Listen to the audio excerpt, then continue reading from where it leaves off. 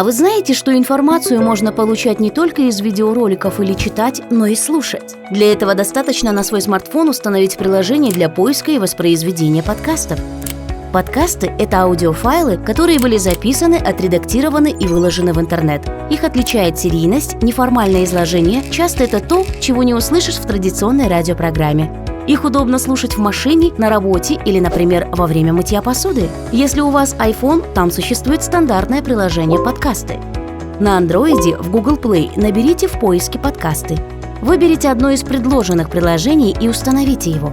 В нем вы найдете информацию по своим интересам, от развлекательного до новостного и образовательного контента.